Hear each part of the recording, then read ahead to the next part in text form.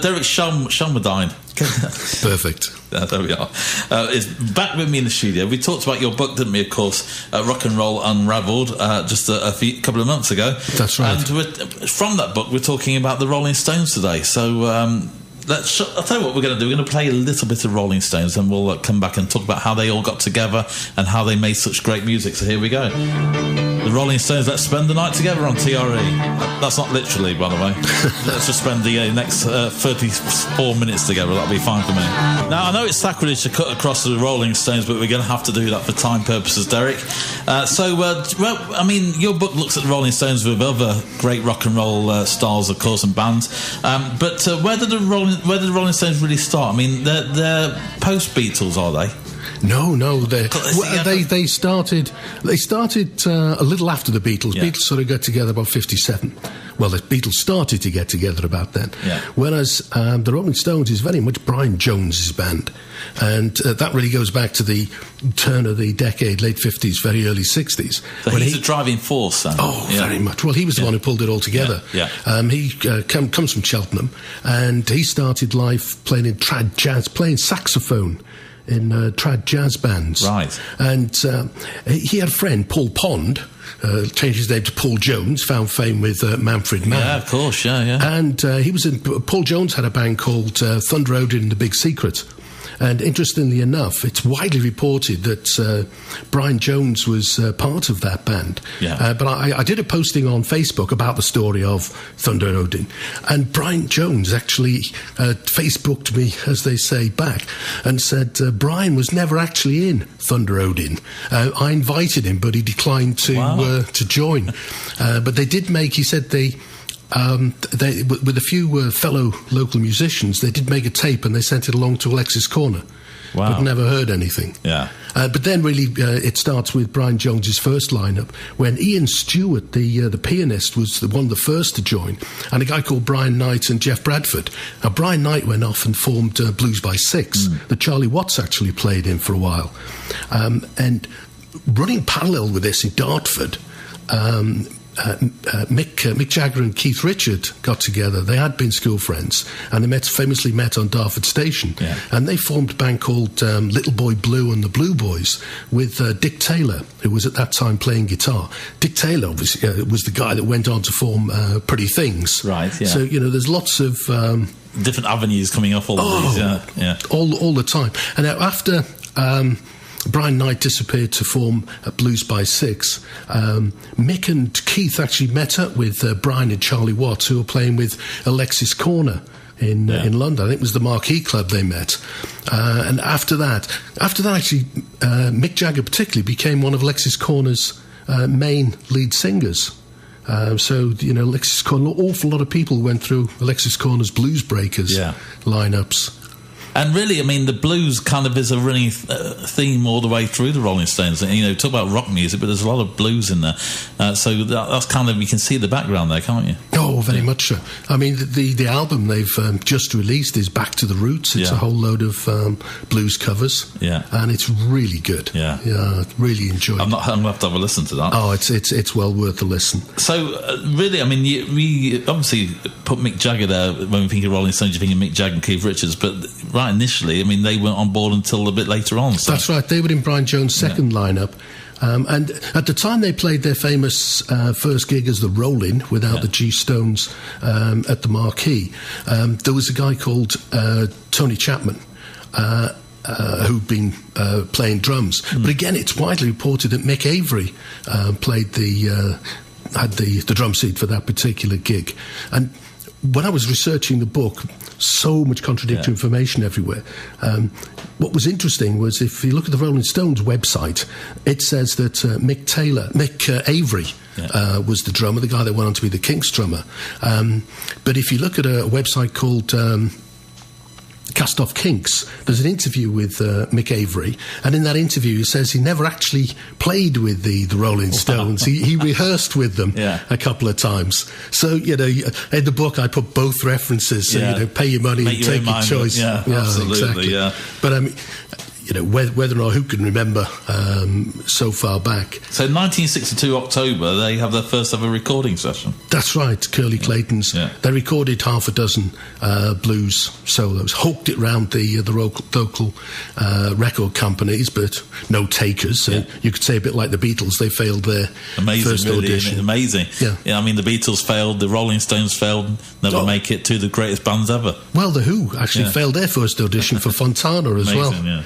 Yeah. But it was around December the 7th that Bill Wyman auditioned as their bass player. He's written a fascinating blues book, and in that he talks about this particular audition. He said the only reason they took me on was I had 2 big Vox stacks.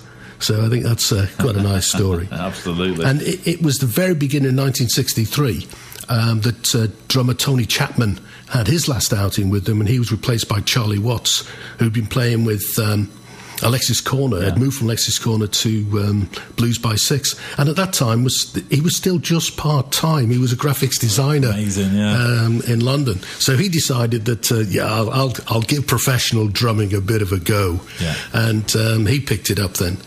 So Tony Chapman, what happened to him? Did he just disappear? I think so. He probably carried on. I mean, I've never found too many references to him after. Well, there you go. I mean, you think, talk about turning your back on success. Yeah. I mean, at that particular time, there were a number of drummers. I mean, one of the other drummers that played a lot there was Carlo Little from Screaming Lord Sutch's band. He was a sort of regular drummer with the Stones at that particular time, and he's one of life's sort of legendary drummers from that particular era.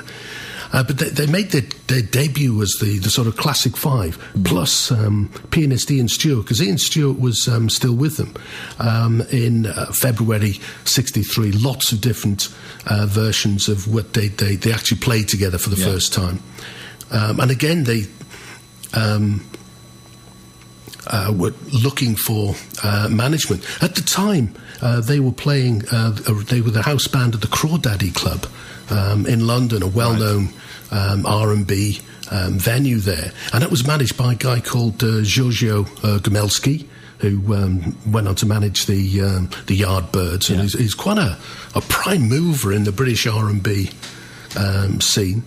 But around April '63, Andrew Lou Goldham went to the Crawdaddy to see them, and he took over as their first manager. And he was the one that actually moulded their image.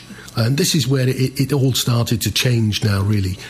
He very much wanted Mick Jagger to take the limelight rather than Brian Jones to be the main focus. Well, that's a good place to have a little bit of a musical interlude. Hit Black by the Rolling Stones, and so here we are, November 23rd, 1963, and they found themselves on the Gene Pitney TV show. That's right. They'd 24 hours from Tulsa. Absolutely. And they were now starting to become famous. Their first single was out. And what happened was, it was Thank You Lucky Stars, for anybody who remembers British rock and roll TV shows from the time. Yeah. And they'd recorded. I don't remember it, but I've heard of it. Yeah. They'd recorded a song called My Only Girl, and Gene Pitney heard it. And he said to them, I like that. He wasn't keen on the tune, so he changed the tune, kept the words, changed the title to That Girl Belongs to Yesterday, and it gave Jagger and Richard their first hit on both sides of the Atlantic. I mean, not the biggest hit in the world, but it got them going. Absolutely. So the songwriters, it was starting to happen. And one of the nice crossovers I like is, reputedly at a Detours gig, Detours became the Who, on the 22nd December '63. The Rolling Stones were supporting the Detours. The Detours were supporting the Rolling Stones because they were just really getting going. And they noticed that, Townsend noticed that Keith Richard, as the sort of curtains opened, he had his arm up and swung it down in the famous Townsend motion. And Townsend thought to himself, I'll have a bit of that. So his signature guitar arm swing was born that night as urban legend. Yeah, there we go. So moving on to 1964, and they're starting to get a bit of fame going here. Absolutely. You can tell that by the fact that Top of the Pops had its first outing on the 1st of January 64. And they actually opened with I Want to Be Your Man. And at the time, there was very little pop music on the radio in the UK. So you had Radio Caroline. That's right. And the pirate radio ship started around the same time. And again, the first song played there was Not Fade Away, which I thought was quite a nice song to choose by a radio station. They had their first first US hit. It was a top 40 hit, Tell Me, which is actually a track taken off their first album released in the States, gave them a hit. And they had their first UK number one with their fourth single in the middle of 64 with It's All Over Now. Great song, Fabulous song. Valentino's cover. Another story I love about that, you can find the ad itself up in the great Internet in the Sky photographs. And in the NME that Christmas, they did a short note saying, we hope hairdressers are all having a good time, and we're sorry if nobody's visiting you anymore. Because the long hair was just really taking off then. Let's just pause a little bit there, because we do have this kind of little bit of rivalry, I suppose, not so much amongst the bands themselves, but fans of the Beatles and the Rolling Stones. Absolutely. And I always kind of pick up maybe the Rolling Stones a bit more, there's a lot more southern interest there, maybe the Beatles a bit more working class northern interest. But all said and done, really, both bands really take the world by storm, don't they? Absolutely. If you're a Rolling Stones fan, you can't not acknowledge the Beatles, and vice versa. Yeah, very much so. I can remember the time I was, you'd always say, are you a Stones or a Beatles? I was always a Stones fan. I'm Beatles, you see. But they were both, to say significant is an understatement. Revolutionary, Absolutely. Absolutely. So there we go, on Radio Caroline, the fourth single's out, and let's move into 1965 then, and with a massive US number one. That's right. I mean, Satisfaction was when it really all started to take off for them. And that was a really big hit. Probably one of the biggest hits of the 60s. I mean, I actually saw them in Chester at the time of Satisfaction, on the tour they were promoting that. And it was one of these package tours with about 7 different acts, and everybody did 10 or 15 minutes. And you couldn't hear the Stones for the screaming. It was unbelievable. You want your money back, though, wouldn't you? If you could. I was watching, the Beatles. When the Beatles went to America and they were in the stadiums. You literally, I think John Lennon said he couldn't even hear the fallback speaker. That's right. From the screaming. It was written at Shea Stadium. That was one of the reasons that they were starting to lose interest in touring. So there we go. Brian Jones played his last concert in America, July 28th. What was the story there then? Well, that just happens to be they toured America, and it just happened to be that it wasn't planned to be their last. But what happened around the 67 time was that the Stones got involved in 2 separate drug busts. Mick and Keith were bust in one of them, and they subsequently were the prison sentences were quashed, and they just got fines. But Brian Jones pleaded guilty, and it gave him a really big problem because getting into America with a drugs conviction was a really big problem. And when they played that last gig in America, they had no idea that it would be the last time that the original classic lineup played there. It was just that after that, Brian Jones was finding it really difficult to get a visa to get in. And that's one of the reasons that led to him leaving not all that long afterwards, really. And Brian Jones was sacked in 1969. Because it's hard to work out who was really running the band at this point. Well, who would have made that decision? Well, Alan Klein, I think, was very much running the band. The manager that took over from Lou Oldham. But I think Jagger and Richards had very much across this period now, from the sort of Satisfaction on, because the Stones, I mean, Satisfaction's not really classic blues as such, and they were always more bluesy than the Beatles, but they moved away from their roots. And they around this sort of time, December '67, they released the album Their Satanic Majesty's Request, and it was the first very psychedelic, of course. You imagine '67, and it was the first time a Rolling Stones album had been received with very mixed reviews. And also they in '68, end of '68, they recorded a TV special called the Rock'n'Roll Circus, and that was actually the last time that Brian Jones performed with the Stones. I mean, that often thought that, well, it was never shown at the time, and urban legend has it that Mick Jagger thought that the Stones had been horrendously outperformed by the Who. And if you ever see it, it was released on DVD, so 1996 time.